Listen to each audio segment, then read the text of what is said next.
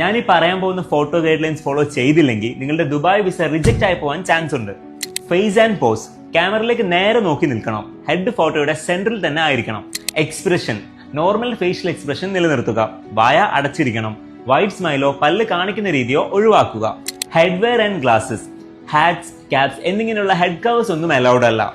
മതപരമായ ആവശ്യങ്ങൾക്ക് മാത്രം അനുവദിക്കും. കണ്ണട ഉപയോഗിക്കാമെങ്കിലും ഗ്ലാസ് ക്ലിയർ ആയിരിക്കണം. ഗ്ലെയർ അല്ലെങ്കിൽ ഡാർക്ക് ടിന്റ് ഉണ്ടാകാൻ പാടില്ല. ഐസ്, കണ്ണുകൾ ശരിക്കും തുറന്ന് ക്യാമറയിലേക്ക് നേരെ തന്നെ നോക്കണം.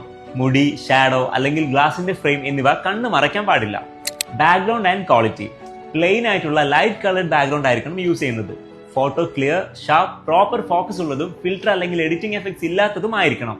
ലൈറ്റിംഗ്, ഫേസിലും ബാക്ക്ഗ്രൗണ്ടിലും ഷാഡോസ് വരാതിരിക്കാൻ വേണ്ടി പ്രോപ്പർ ആയിട്ടുള്ള ഒരു ഫ്രണ്ട് ലൈറ്റിംഗ് ഉപയോഗിക്കണം.